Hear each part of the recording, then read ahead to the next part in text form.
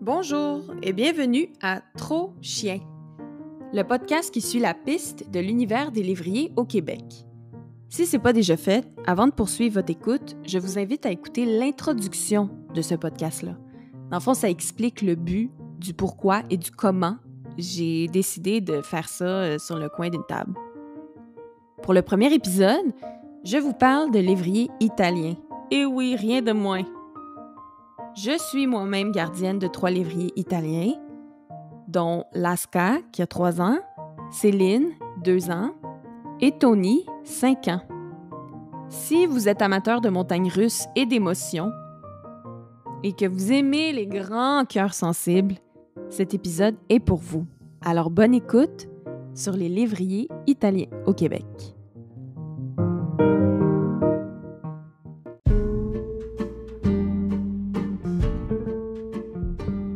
Allô tout le monde! Alors merci de vous connecter à ce podcast. Comme je vous ai dit à l'introduction, ça allait être un épisode sur les lévriers italiens. Alors juste pour me mettre dans l'ambiance, je me suis mis de la musique un peu féerique pour vous faire ce podcast-là, mais vous n'allez pas l'entendre. Alors c'est ça, je vais vous parler de mon histoire avec les lévriers italiens, comment et pourquoi j'ai décidé d'avoir plusieurs lévriers italiens. Je vais aussi vous parler de l'historique et de l'origine de la race. Ensuite, on va parler des caractéristiques physiques, des tempéraments, leur santé, etc. On va aussi parler des lévriers italiens en tant que compagnons de vie. Oui, on va regarder ça. On va parler d'élevage et aussi des adoptions, des lévriers italiens toujours. On va parler des mythes et des réalités. Parce que des fois, il y a peut-être des gens qui ont des idées préconçues de cette race-là, d'informations générales là, qu'on trouve peut-être sur les internets. Et finalement, on va conclure avec mes expériences vécues avec cette race-là. Mais aussi, ce podcast-là a toujours pour but d'ouvrir vos horizons, de peut-être initier des recherches pour faire des décisions éclairées. Mais c'est pas nécessairement pour prendre des décisions. C'est vraiment juste pour les fanatiques de lévriers comme moi. Alors, commençons par le commencement. Pourquoi et comment j'ai décidé d'avoir un lévrier italien? Alors, je vais parler au « on » parce que c'est pas une décision que j'ai prise toute seule. Alors, avant d'adopter notre première lévrette italienne, j'entends souvent ce terme-là, je trouve ça spécial, qui elle provient d'un élevage, elle s'appelle Lasca. Elle a 3 ans. Et on est passé par une panoplie de questions existentielles sur quel type de lévrier était le mieux pour notre style de vie. Parce que lévrier, peu importe le type de race, c'était un chien qui s'arrimait pas mal avec notre style de vie globalement. Mais après ça, quand on a fait des recherches plus détaillées, c'est là qu'on s'est aperçu que, bon, c'est peut-être pas le cas finalement. Alors, on a passé d'abord par les Greyhounds, donc les lévriers anglais, parce qu'on aimait beaucoup leur tempérament, puis on voulait pas adopter d'un élevage. Donc ça, c'était quand même un aspect important pour nous, ironiquement, là. Et on avait rencontré une personne exceptionnelle avec son mari, dont je ne me rappelle plus de son nom, mais je me rappelle de Shirley Smith. C'était elle, la personne qu'on avait rencontrée, parlé au téléphone. Et elle nous avait accueillis chez elle, puis elle nous avait introduit à cette race-là. Et c'était sous le nom de SOS Lévrier du Québec, mais je ne crois pas qu'ils sont encore actifs. Donc, au moment qu'on l'avait rencontré, on habitait encore en location. Alors, c'était vraiment pas le bon moment d'adopter parce qu'on sait très bien que quand on loue une habitation, c'est difficile d'intégrer un animal dans notre famille. Donc, une fois qu'on envisageait notre déménagement sérieusement vers une propriété, là, on avait une autre contrainte et c'était la limite de poids pour nos animaux. Donc, on éliminait tout de suite les Greyhounds, on éliminait les Galgos, qui sont les lévriers espagnols. Donc, on les a rencontrés par après. Puis ça, je vous parle d'une démarche sur 5 ans, là. Alors, c'est ça, c'était hors de question qu'on ait ces chiens-là parce qu'ils ne se conformaient pas, en fait, à notre nouvelle propriété. Donc, on s'est tourné vers des plus petits chiens qui étaient les Whippets. C'est vraiment ça, là. Donc, vous allez vous rendre compte que les lévriers italiens étaient en dernier de notre liste. Mais c'était pas du tout adapté à notre style de vie. Parce que c'est des chiens plutôt athlétiques. Puis de toute façon, l'éleveur qu'on avait rencontré, il n'était pas à l'aise de nous faire adopter ces chiens. Ce qui est tout à fait respectable, là, parce qu'on n'avait pas de cour. On allait habiter en condo, là, donc lui, il voulait vraiment des propriétaires qui avaient une cour. Puis c'est bien correct comme ça, parce que je pense pas qu'un Whippet, ça aurait fait avec notre style de vie. Puis finalement, toujours avec la contrainte de taille de chien, on voulait avoir un chien de la grande famille des lévriers. On est entré en contact avec un élevage de lévriers italien qui nous avait été référé froidement, en toute transparence, là, par une personne assez établie dans le petit monde des lévriers au Québec. Puis c'est sûr, on avait fait des recherches là, en ligne. Il y avait très peu d'élevage, mais ça, on va en parler plus tard. Il y avait très peu d'élevage de lévriers italiens au Québec. Alors, selon ce qu'on avait vu là, en ligne, avec l'information récoltée soit aussi par des témoignages, ça semblait être des chiens parfaits pour nous, surtout qui correspondaient à nos critères qu'on ne pouvait pas vraiment changer. On n'avait jamais rencontré de lévrier italien auparavant, puis la première fois qu'on l'avait rencontré, c'était chez l'éleveur. Alors, 3 ans plus tard, dans une démarche qui avait débuté il y a 5 ans, nous voici avec 3 lévriers italiens, avec tous des parcours différents. Là, je vais vous parler de mon expérience d'adopter 2 lévriers issus d'un élevage. Donc, le processus, les défis, les joies. Le processus a été plutôt simple. Ça a été une visite chez l'élevage. Puis après ça, j'avais hésité. Donc, on a fait une deuxième visite pour finalement se décider. Ça s'est fait assez facilement, là. C'est pas compliqué acheter un chien. Quoique je respecte les élevages qui rendent ça compliqué, parce que ça devrait pas être aussi facile que qu'est-ce qu'on a vécu. Mais probablement qu'elle avait eu un bon pressentiment, là. Donc, en 2020, c'est là qu'on a eu Laska. Elle a coûté 2000 $. C'est notre premier chien. Puis après ça, en 2021, on est allé chercher Céline de ce même élevage-là et qui a coûté le même prix, soit 2000 $. Mais rendu là, vous allez voir, plus je vais en parler, et plus vous allez vous dire « Ah mon Dieu, OK, 2000, c'est pas cher comme chien. » Mais attendez, c'est des chiens très dispendieux. Donc, les défis d'avoir nos 2 lévriers qui provenaient d'un élevage, là, je ne veux pas pointer du doigt cet élevage-là, c'était vraiment le manque de désensibilisation à la vie en ville, parce qu'ils venaient plus comme de campagne, puis aussi d'avoir adopté des chiens durant la pandémie. Ça amenait son lot d'isolement, puis de manque de socialisation, que ce soit avec des chiens ou des humains, là. Donc, ça a été plutôt difficile à ce niveau-là. Vraiment la désensibilisation là, qui a forgé mes nerfs de fer.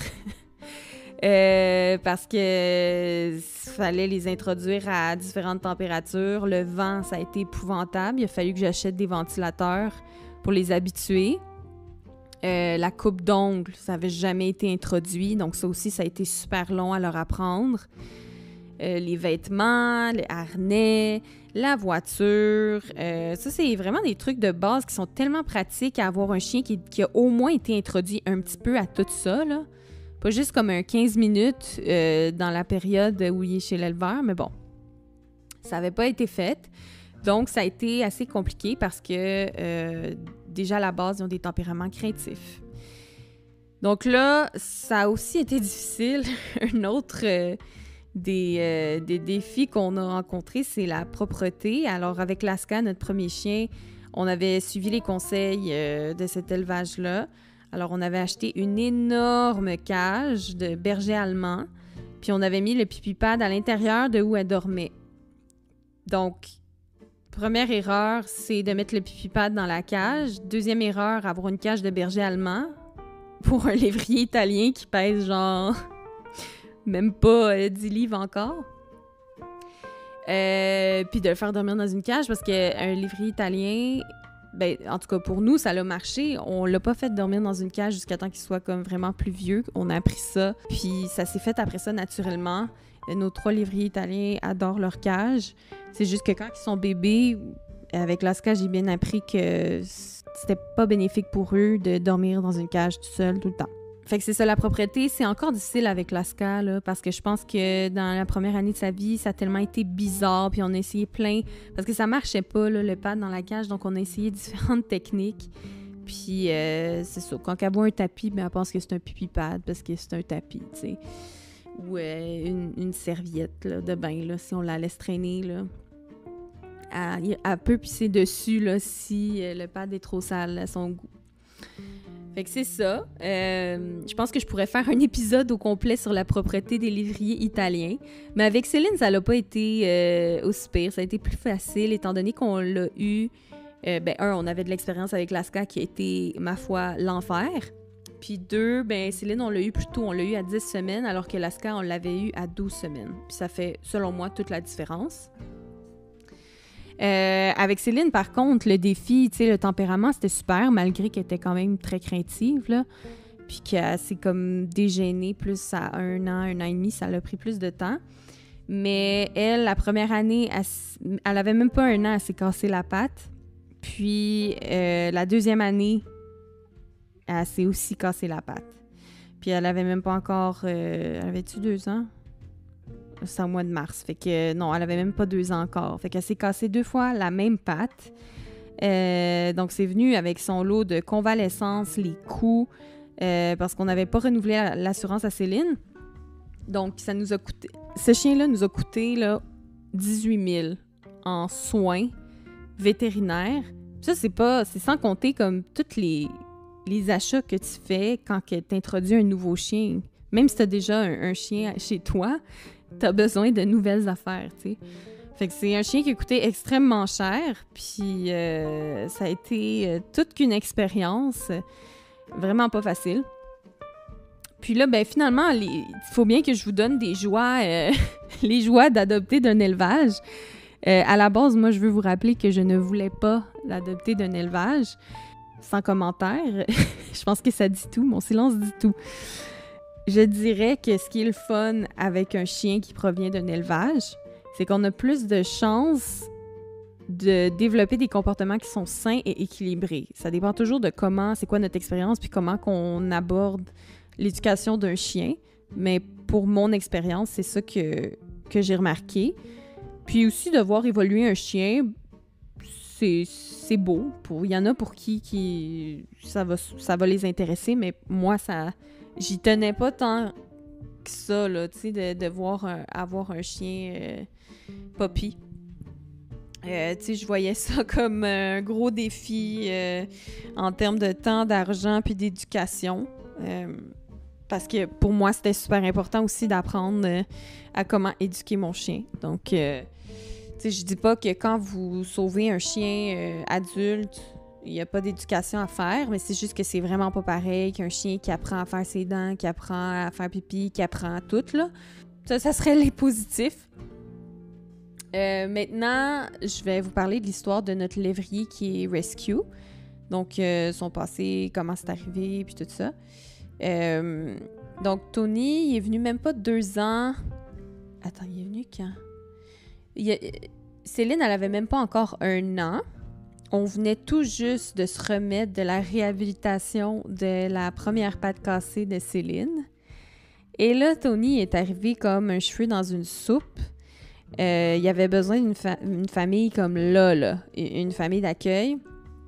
Puis on a accepté de le prendre en famille d'accueil parce qu'on avait déjà accumulé 2 grosses années d'expérience. Et je dis ça avec du sarcasme, là, avec la race. Puis on n'était pas totalement outillés pour l'aider au moment où on l'a eu.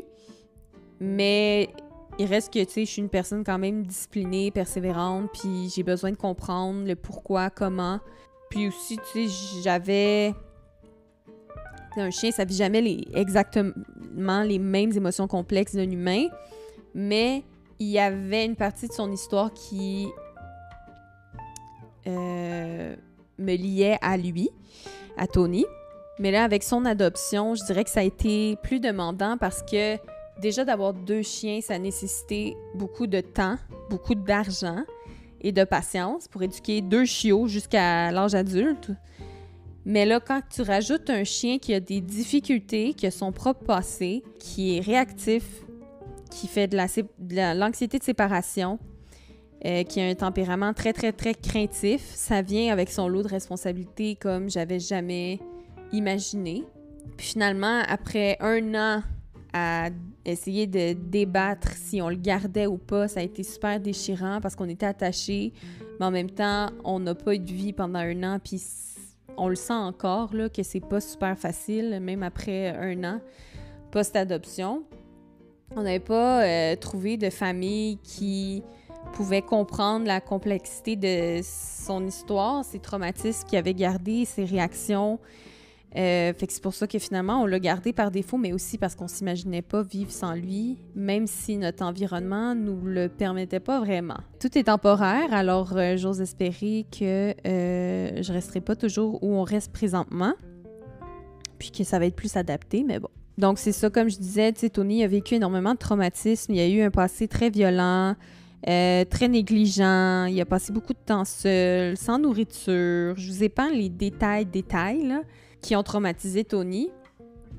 Mais c'est ça, ça venait avec son lot de travail. Puis, si c'était à refaire, j'aurais pris un lévrier italien qui aurait eu besoin d'une nouvelle famille, plutôt que d'en adopter d'un élevage. J'en aurais juste eu un pour vraiment me concentrer 100% pour lui. Mais des fois, tu sais, en avoir 2, si ton deuxième est équilibré, ça peut être bien aussi pour l'autre chien qui vient avec ses traumatismes, tu sais. Mais ça peut avoir un effet domino positif ou négatif. Ça dépend de la stabilité puis de l'assurance de ton chien que tu as initialement avant d'adopter un chien qui a besoin d'une nouvelle famille. Alors, c'est sûr que moi, dans un autre podcast avec mon amie Flavie, je vais vouloir vous parler de tout comme la charge mentale puis les responsabilités qui viennent avec adopter un chien rescue. Mais c'est pas mal ça, tu sais, je vous ai donné les histoires, la différence entre adopter des lévriers d'un élevage puis adopter un rescue, mais toujours selon mon expérience. Maintenant, je vais vous donner un peu l'historique des origines. T'sais, je vulgarise ça, mais c'est pas comme super scientifique. Alors, mes sources, c'est le CKC, qui est le Canadian Kennel Club, et le Italian Greyhound Club of America, qui est italiangreyhound.org, et le AKC, qui est le American Canine Club. Alors, les origines du lévrier italien, c'est une race ancienne dont les ancêtres semblent avoir leurs origines en Égypte, au Moyen-Orient, mais il est vraiment devenu populaire en Italie durant la proto-Renaissance, c'est-à-dire autour de 1300. Puis, c'était des chiens qui appartenaient à la noblesse. Et c'est plus en Italie qu'ils ont été popularisés. Donc, de là provient leur nom, lévrier italien, ou Italian Greyhound, ou Iggy, ou IG. Là, je donne tous les noms, ou Pli. Au Québec, on dit souvent Pli pour petit lévrier italien. Il y a des recherches qui ont été établies que cette race-là a été utilisée à l'origine pour la chasse au petit gibier. Mais ils ont remarqué aussi que dans l'art européen de la Renaissance, son rôle semblait plutôt être un compagnon pour la noblesse. Ça a l'air que la race est devenue plus petite à partir du 19e siècle et c'est depuis ce temps-là qu'il est trop petit pour chasser. Même si cette race-là a conservé des caractéristiques du chien de chasse, c'est plus un petit compagnon. Pas un chien de sofa, mais un compagnon. Il semble que la grande Catherine a eu un lévrier italien. Anne de Danemark et la reine Victoria ont eu ces chiens-là. J'ai pas vu de preuves ou de tableaux. Sinon, le American Kennel Club ont enregistré leur premier lévrier italien en 1886. Donc, pour ce qui est de leurs poils, Ils ont un poil très court, une texture plutôt fine. Puis ça ressemble à du satin. Ils ont la peau toute fine, toute fragile là, et souple. Puis on peut les retrouver en vraiment beaucoup de couleurs. Hein. Il y a blanc, il y a crème, il y a fauve, il y a gris, il y a noir, il y a rouge. Il y a beaucoup de teintes de couleurs. Puis pour ce qui est de leur poids, en général, ça varie là, entre 7 et 14 livres. Mais au Québec, il y a beaucoup de lévriers qui sont au-dessus de 14 livres. Ça, c'est les standards du American Kennel Club. Mais au Québec, là, à cause des élevages qui surgissent un peu de partout, chez une famille près de chez vous, c'est ça. On peut trouver des lévriers italiens de 15, 16, 17, 18, 20 livres. Pour leurs petites pattes, là, ils ont des petites cannes. Puis, souvent, sont entre 13 et 15 pouces de long. Et de haut aussi, là, parce qu'ils ont des longues pattes.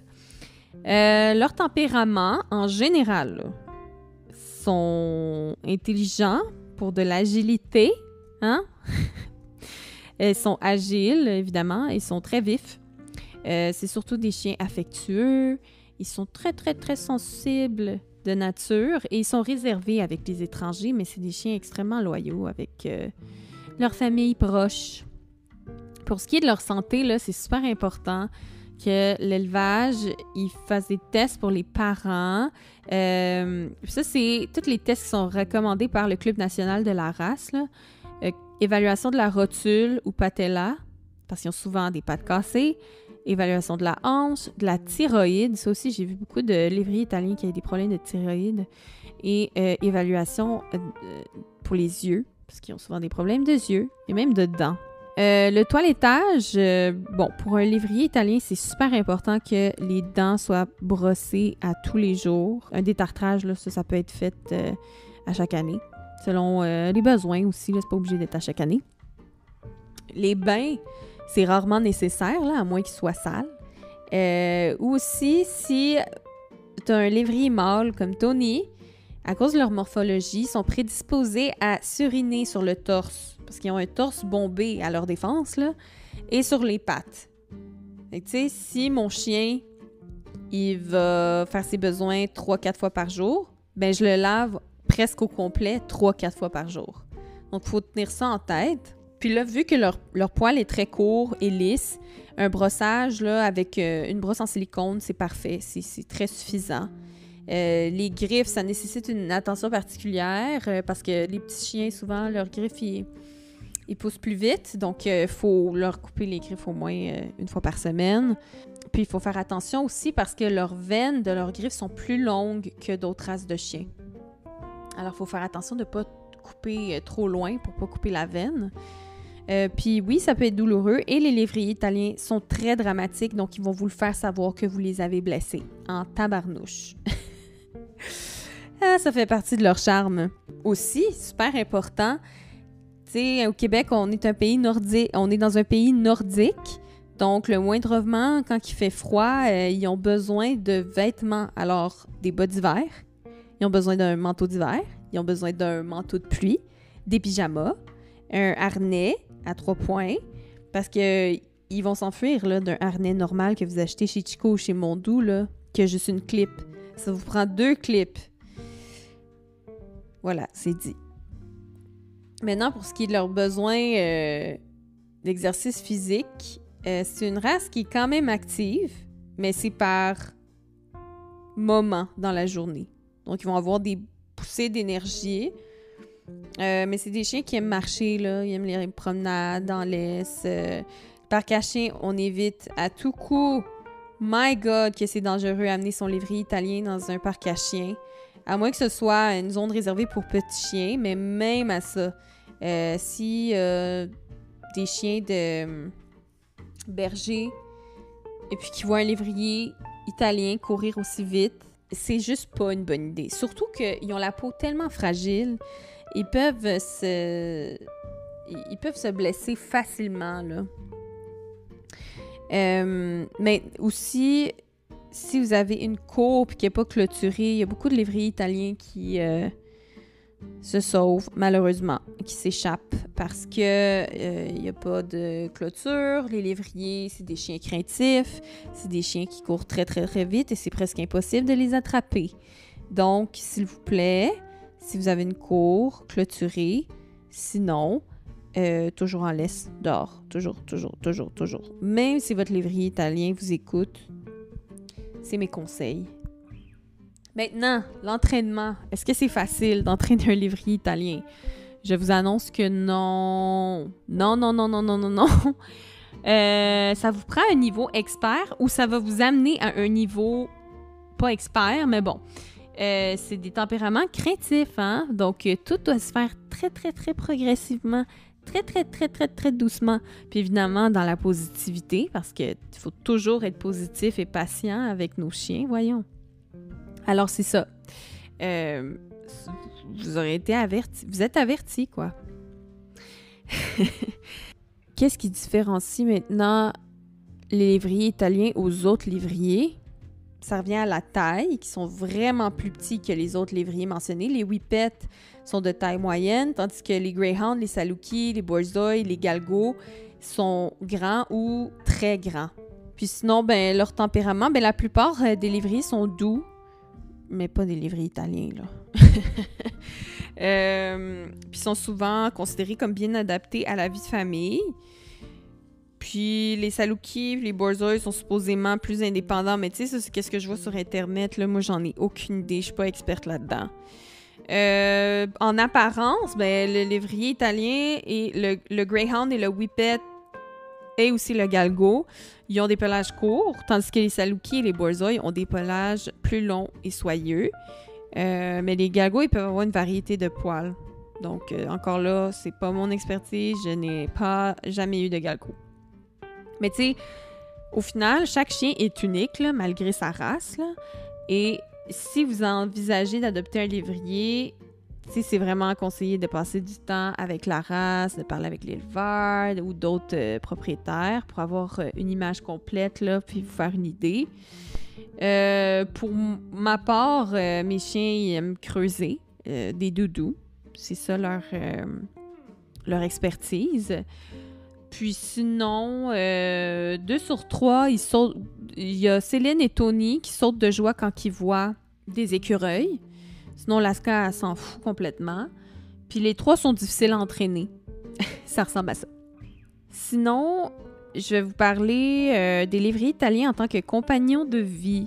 Donc, les avantages et les défis d'avoir comme animaux de compagnie, selon mon expérience, puis leurs besoins spécifiques en matière de soins. Mais ça, on en a déjà parlé, mais bon. Moi, je dirais que les défauts, pour moi, là, les lévriers italiens, c'est qu'ils sont extrêmement dispendieux comme chiens, avec assurance ou pas. Ces chiens-là, dès leur première année de vie, ils vont vous coûter une fortune, surtout s'ils viennent pas... S'ils viennent pas d'un élevage qui fait tous ces tests ou s'ils viennent pas... s'ils se cassent une patte, ça reste quand même cher, là. Ton assurance va couvrir 5 000, puis là, après ça, ils vont te recharger s'ils se recassent une patte. Fait qu'en tout cas... aussi, c'est des chiens très vocaux. Ils vont pleurer, ils vont vous faire sentir toutes les émotions qui leur passent par leur petite cervelle, je dis ça avec amour, là, mais ils vont beaucoup chigner, ils vont japper quand il y a des... Puis, tu sais, il y en a qui disent que leur lévrier italien jappe pas. Excusez-moi, pardon, là, j'en ai visité des élevages, j'en ai visité du monde avec des lévriers italiens. J'en ai vu des lévriers italiens, ça jappe en tas. Et ça jappe fort et aigu. Alors, voilà. C'est des chiens très craintifs. Ils ont peur de tout. Faire de l'éducation pour un lévrier italien, c'est comme apprendre à un tronc d'arbre à marcher. C'est ça le niveau de difficulté auquel vous devez vous attendre. Alors, faut y aller en douceur et en connaissance de cause. Ensuite, évidemment, la propreté, c'est pas évident avec les lévriers italiens. Ça leur rentre pas dans la tête. Puis aussi, il y a le facteur de la température. Ça va pas leur tenter d'aller faire leurs besoins dehors quand ils pèsent 12 livres, qui ont la peau super fine puis qu'ils ont froid. ça va pas leur tenter là, de faire des cacas dehors quand il fait moins 30 puis qu'ils ont leur manteau sur le dos. Moi non plus, ça me tenterait pas. Alors, c'est des chiens quand même capricieux et ils sont hypersensibles. Montagne russe d'émotions, comme que je disais au début. Sinon, leurs qualités, sont très doux, sont affectueux, sont très, très, très loyaux, sont drôles. Moi, pour vrai, je pense que ce que j'aime le plus de mes chiens, c'est qu'ils sont affectueux, mais aussi qu'ils sont super drôles. Je ris tout le temps avec ces chiens-là. Puis ça compense vraiment pour la misère qu'ils me font vivre à tous les jours. C'est des chiens aussi super agiles. Ils vont aimer ça, faire des tours, pas faire de l'obéissance, là. Ça, oubliez ça, là. Vous pouvez leur faire apprendre assis couché, là, mais ça va peut-être s'arrêter là pour vous. Mais, tu sais, si vous les faites passer par des parcours, des tunnels, sauter, tu sais, c'est des chiens qui aiment ça. Puis aussi, c'est des bons compagnons, tu sais, ils sont pas aventuriers. Je vais pas les amener en canot camping ou faire des grosses aventures d'endurance, là, ou des sports d'endurance ou des sports aquatiques. Mais ça reste des très, très bons compagnons de chiens de sofa. Mais pas juste de sofa, là. Ils aiment ça aller dehors. C'est juste pas de sport d'endurance ou d'activité d'endurance ou aquatique. Ensuite, je vais vous parler maintenant d'élevage et des adoptions des lévriers italiens au Québec. C'est sûr que c'est super important de choisir des éleveurs qui sont responsables.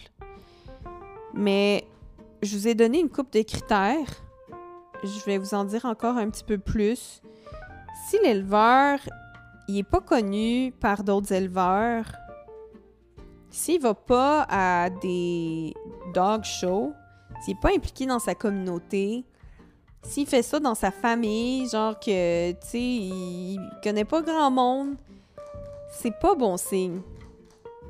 Tu sais, s'il fait juste comme ça pour le cycle de la vie, puis c'est donc beau, puis j'avais envie de faire ça, ou c'est un accident. C'est triste à dire, mais c'est... Honnêtement, si vous adoptez un chien, vous pouvez, là, qui vient des élevages comme ça, mais vous risquez de payer cher plus tard, que ce soit en soins vétérinaires ou en éducation, pardon. Alors, c'est ça. Moi, mon expérience, c'est oui, j'ai adopté 2 chiens d'un élevage qui était reconnu. Est-ce que avec l'expérience que j'ai, je serais retournée? Non. Mais tu sais, c'est très subjectif, hein. Moi, j'ai des standards très, très, très élevés pour des élevages et ça existe. Et je pense qu'avoir un élevage, ça devrait être un privilège plutôt que genre un devoir ou comme un... Tu sais, ça peut être ta passion, mais ça veut pas dire que c'est fait pour toi. Comme dans tout. Maintenant, pour ce qui est des adoptions, je dirais de regarder dans les groupes Facebook. Vraiment, c'est là que je vois des organismes, que ce soit aux États-Unis, au Québec, au Canada, c'est vraiment là qu'on voit les affichages. Si vous voyez un lévrier italien qui est par malheur dans un refuge, comme genre la SPCA, avec tout mon respect, ça me fait capoter parce que,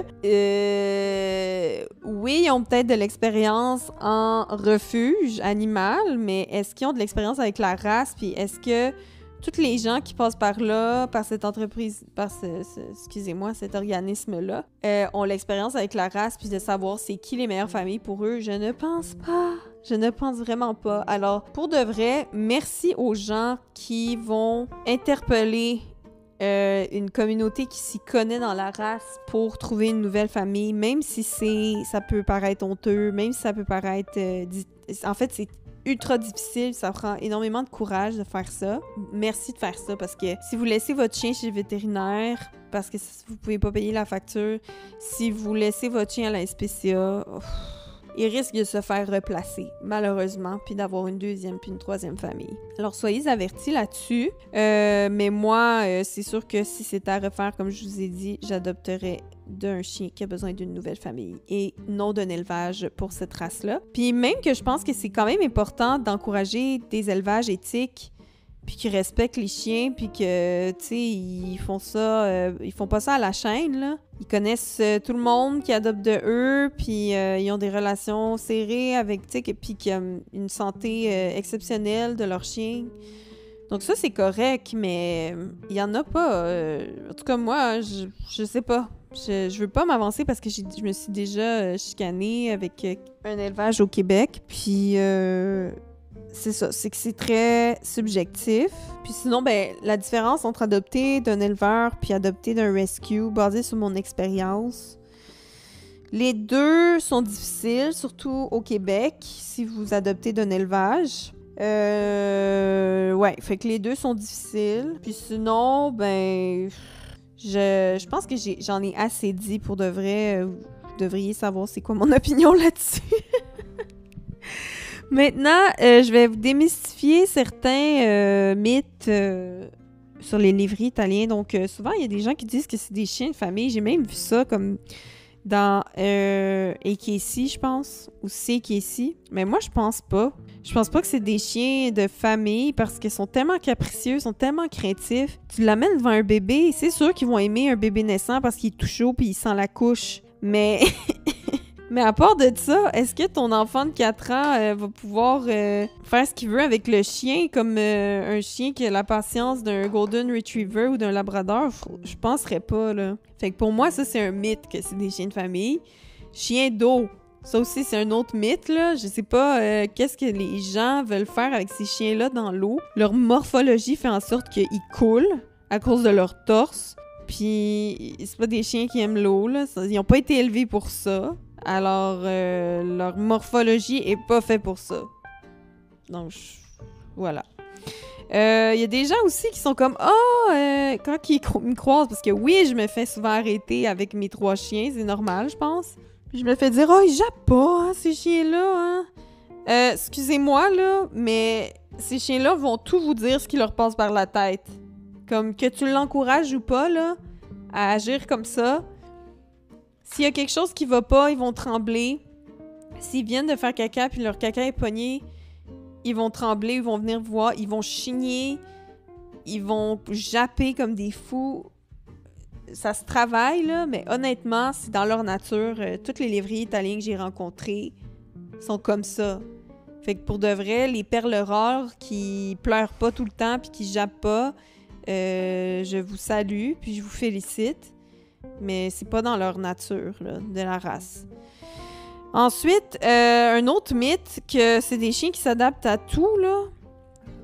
La réalité, c'est que les lévriers italiens s'adaptent pas du tout à leur environnement facilement. C'est des chiens qui peuvent vous suivre partout parce que c'est pratique, ils sont petits. Mais à cause de leur tempérament craintif, ça va pas être votre aventurier, là, votre compagnon d'aventure de canot camping, puis de... Non.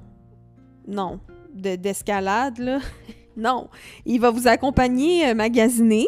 Il va vous accompagner aller, je sais pas, moi, sur une terrasse. Il va vous accompagner en train de regarder la télé. Ils peuvent vous accompagner pour des cours, que ce soit d'agilité ou d'obéissance. Mais dans leur nature, c'est pas... tu sais, c'est des chiens d'intérieur, là, honnêtement, là, surtout dans les pays nordiques, là. Je dis pas que c'est des chiens qu'il faut qu'ils restent tout le temps à l'intérieur, mais je dis intérieur parce qu'ils vont pas s'aventurer au monde extérieur. Voilà. Meilleure description. Et un autre mythe... que les lévriers italiens, ce sont des chiens d'endurance, mais pas du tout, là. C'est des sprinteurs, comme les lévriers anglais, les greyhounds. Et oui, ils vont avoir beaucoup d'énergie, ils vont courir très vite pour des courts moments, mais sinon, c'est pas des chiens qui vont pouvoir t'accompagner à courir un marathon, là, ou courir un 10 km, ou... Tu sais, moi, j'ai déjà fait l'erreur d'emmener mon chien marcher pendant 14 km, puis elle a vomi sa vie dans le retour dans l'auto, là, parce qu'elle s'était trop poussée. Même si je l'avais hydraté, même si je l'avais nourri, c'est pas des chiens d'endurance. Donc, c'est pas mal ça, ce qui fait les mythes et la réalité. Alors, c'est ce qui conclut notre fameuse émission sur ces grands cœurs sensibles, les lévriers italiens. Comme je vous dis, je vous ai parlé de mon expérience. Ce podcast-là n'est pas fait pour vous aider à prendre des décisions, mais c'est pour vous aider à ouvrir vos horizons. Si vous voulez, je vous invite à partager vos opinions et expériences sur YouTube, sur YouTube en commentaire. Prochain épisode, je sais pas ça va être quand, c'est ça la beauté de la chose. Et je sais pas ça va être sur quoi. Mais merci de votre écoute et j'espère que vous en sortez plus sensible à votre environnement. Haha. Alors, c'est tout pour moi. Merci d'avoir écouté. Trop chien!